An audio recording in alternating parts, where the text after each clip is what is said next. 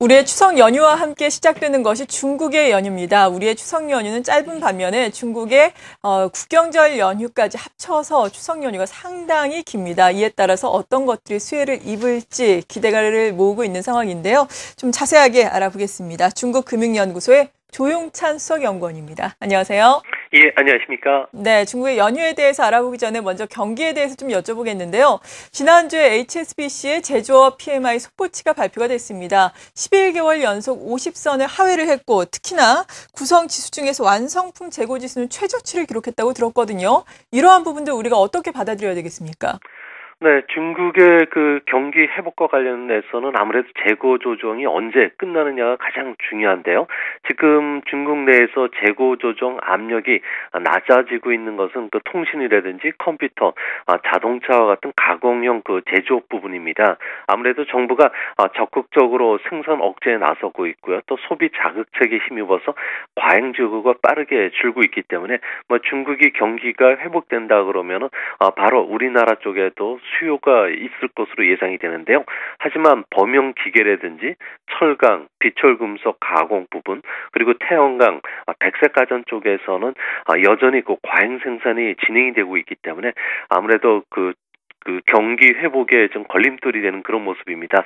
중국을 대표하는 태양광 업체인 그 선택파워라든지 잉리그린 에너지 두 회사만 하더라도 재고가 약 5기가와트 정도 되는데요. 이 규모는 전 세계가 1년 연간 수요의 한 6분의 1 정도가 된다 그럽니다.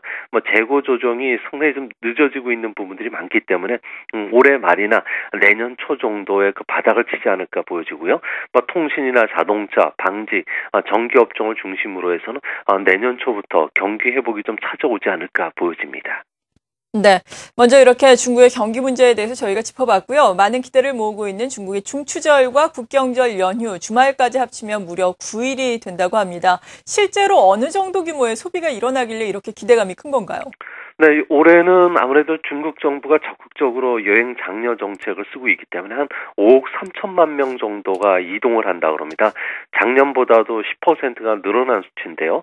이 때문에 중국 내 그 관광 호텔의 예약률이 이미 90%로 올라왔고요. 항공이나 기차 예약률도 80% 정도 된다 그럽니다.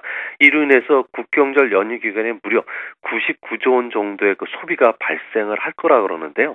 올해는 10월이 결혼이 유난히 많다 그럽니다.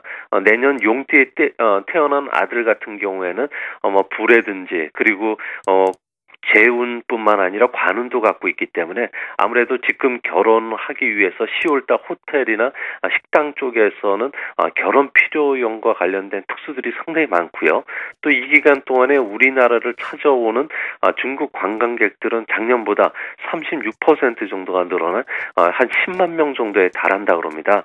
지난해 중국 여행객은 1인당 262만 원을 썼기 때문에 일본 관광객보다는 66만 원이나 많기 때문에 우리나라 호텔이나 면세점 그리고 백화점 쪽에 관광 특수가 지금 있을 거라 그럽니다. 특히 중국 안에서 재미있는 이야기 중에 하나가 온라인 쇼핑 사이트의 그 타오바오에서 가짜 임신부 상품이 불티나게 팔린다 그러는데요.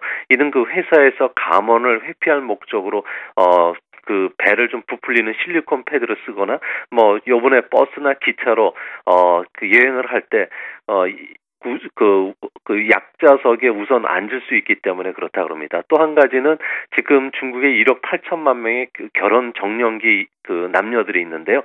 애인을 구하지를 못해서 고향에 그 내려갔을 때 스트레스를 받는 걸 해소해주기 위해서 연인 랜턴 서비스가 지금 최대의 그 화랑을 보이고 있다 그럽니다.